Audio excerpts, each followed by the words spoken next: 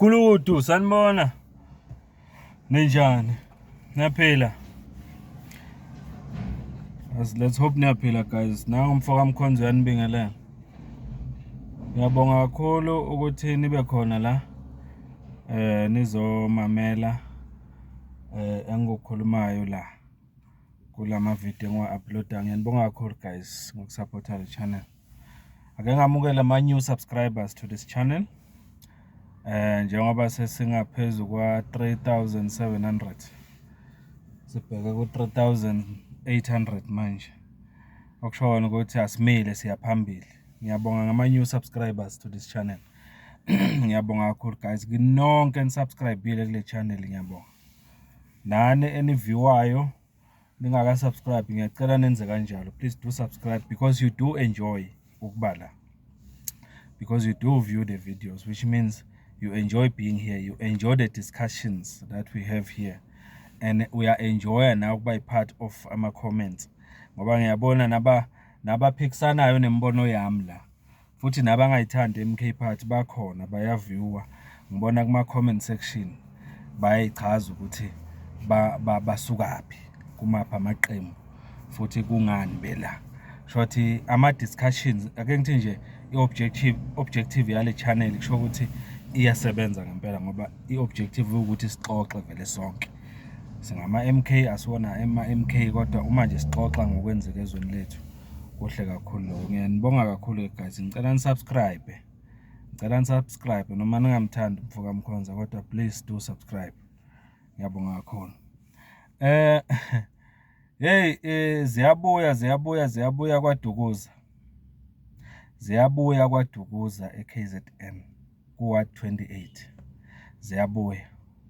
Konakele kakhulu le award isembangweni, iyabangwa ngempela. Ngibonile iANC ibuya khona nayo manje lapha. Ibene siyanqoba rally. Ya, kuyashuba kakhulu bafethu. Yashuba kakhulu le award ongaphansi ongaphezulu. Ngenje ngathi ake ngithi ukulalela kancane ukuthi kule siyanqoba rally eANC bathini bona, yini abafuna ukuyenza ukuze bawine le award.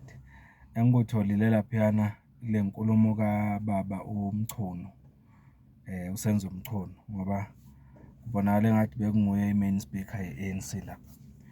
Khona izinto ezimbili engiziphawulile azikhulumile, uthe ephawula nje nge-MK Party specifically, ngoba yabona ukuthi iyona abayisabayo lapha ukuthi lela award ingalidlana kanjani. Uthi uBaba uSenzo Mchunu lo oyi-candidate ye-MK Party uGaddafi usetholile ukuthi esenye isizathu esimenze wahamba ku-ANC, ngoba sokhumbula phela ukuthi uGaddafi lona wayewinile kule award eyikhansela le-ANC ngo-2021, kodwa manje useku-MK Party. Uthi kuMchunu uGaddafi lo usetholile ukuthi uhanjiswe ukuthi wayefuna ukuba imeya yakhona lapha kwaDukuza. So mayefuna ukuba imeya yalapha wangasitholi leso sikhundla, wasudecide ukuhamba ku-MK Party. Kodwa nje kuyasho ukuthi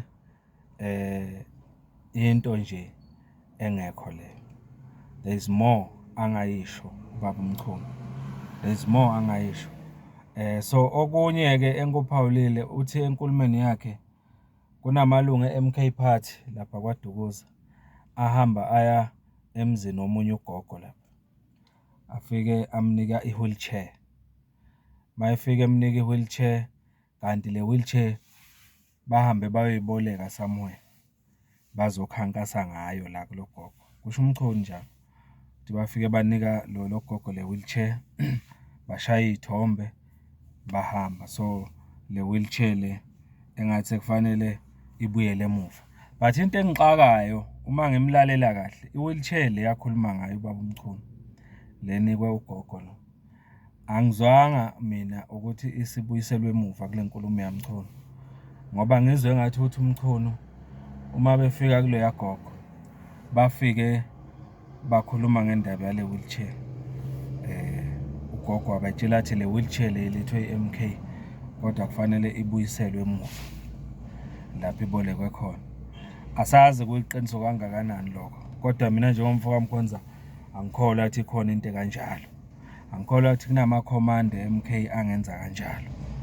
Thina nje sikwenzile la eMkhonto siwahambisile ama-wheelchair.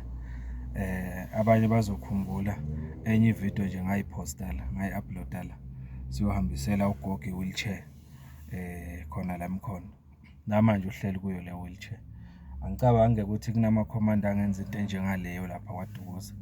Engicabanga ukuthi i-ANC iyaqhubeka nokutshela abantu noma ukukhohlisa abantu, ngoba at least kube ukhuluma nje umchunu ugogo lo wakhuluma ngaye uze naye stage wafika wamkhomba wathi nangu ugogo azikhulumele ngokwakhe lento ayishoyo.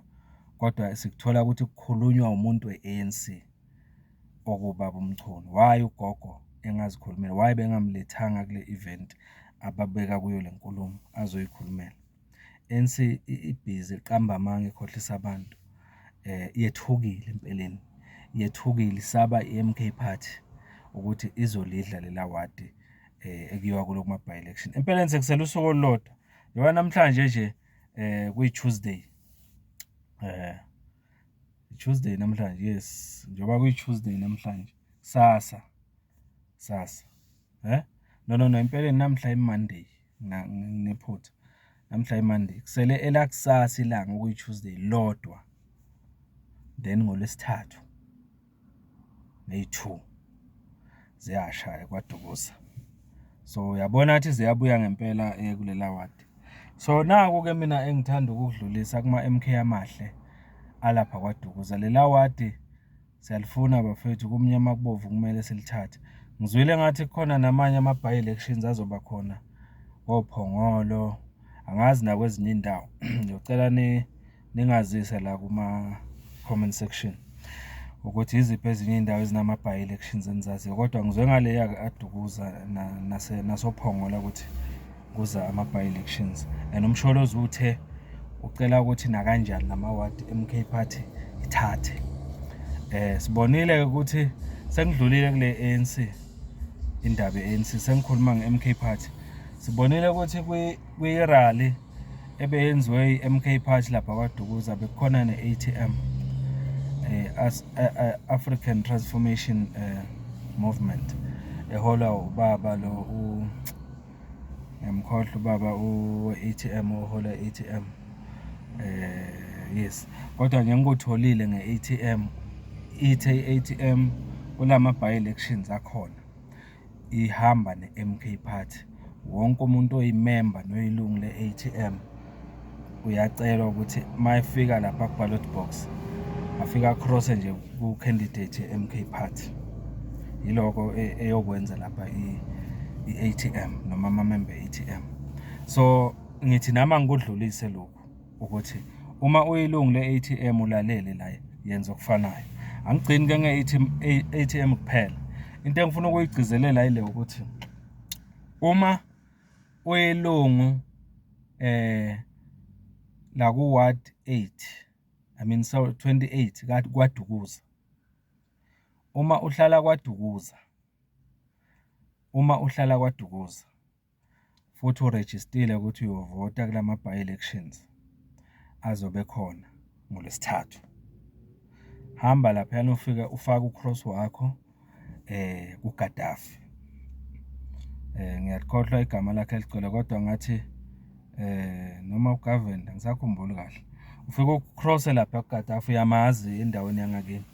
Uyena omele i-MK Party leyo, futhi uyena i-MK Party ezosebenza ngaye kulela wadi.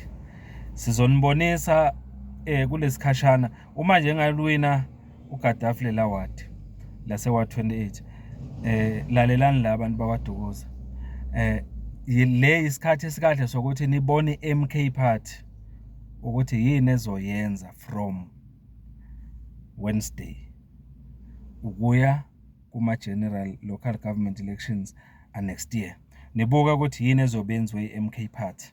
Lama-by elections lawa ayindlela yokunibonisa ukuthi if ninika thina njenge-MK Party lamawadi, yini enizoyibona yenzeka kulesikhashana nje sifishane kuze kushaya ama-local government election next year, lapho sifuna kuthatha khona umasipala wonke wakhona lapha nakwezinye iy'ndawo eSouth Africa.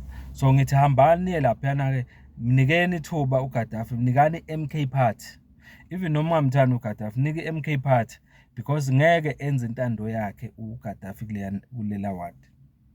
Uzobe enza intando yakhe MK Party.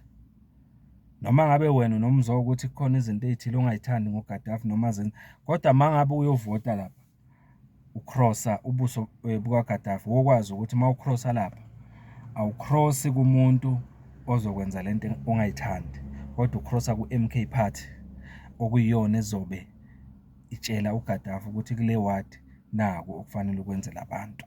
Yiloko okufanele ukwenza yena nje umane uyithuluzi le-MK Party kulela ward. So ngithi angizokwenza le video ngokukhethekile iqondene nje nabantu bakwaDukuza. Seyividiyo yesibili le mangaphosisi. Ngithi lela ward ngiyacela silithathe nakanjani. Nize ningavumi kuyodlalwa ngevoti lenu kwi-ANC. ANC ngeke inisize nganix. Nibonile kuyo yonke leminyaka inenzeleni ANC? Nix. Into yaziyo nje lokukhuluma safuthi banikhohlisa banilethela amagrosa. Ngoba uyezwa nje ubaba uMchunu la we-ANC uthi bayothengela lo yagogo igrosa. Igrosa into yesikhashana, into ezophela khona manje. Iviki elilodwa senibuyela back ekuhluphekeni kwenu.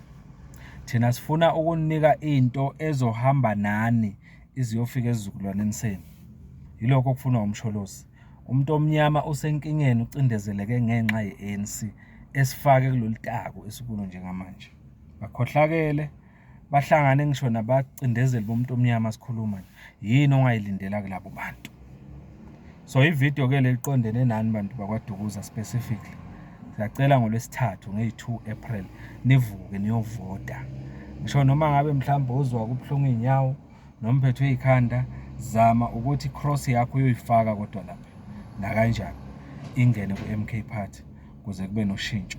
Yiloko nje ngifisa ukusho bafethu. KwaDukuza siyayidla iward. Ward 28 KwaDukuza siyayidla. Ngiyeza ke nakwezinye indawo ezinama-by elections. Ngiyacela la comment section ningivezele ezinye nami ngizobheka ukuthi kuphi.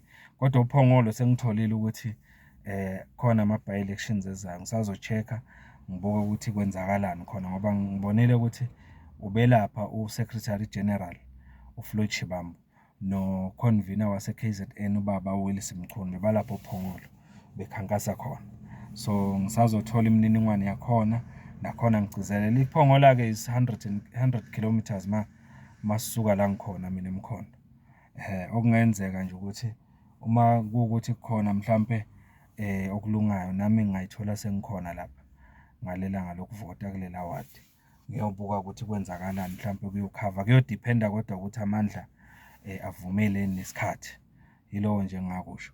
Phongolo liseduze. Yiloko nje ivideo lena beliqondene kakhulukazi no Ward 28 wakwaDukuza. Ngithamba novota nge-2 April this coming Wednesday. Shona nje la kusasa this coming Wednesday. Yiloko nje bafethu, ngiyabonga kakhulu. Thatha MK Party, thatha Msholozi, thatha amandla Gwaza Mkhondo. Siyabonga kakhulu. If you haven't subscribed, subscribe. Kusezokuningi ozokubona kule channel. Ngiyacela ukuthi usubscribe. Yiloko Mfoka Mkhonza lo, niphile bafethu. Ngiyabonga kakhulu.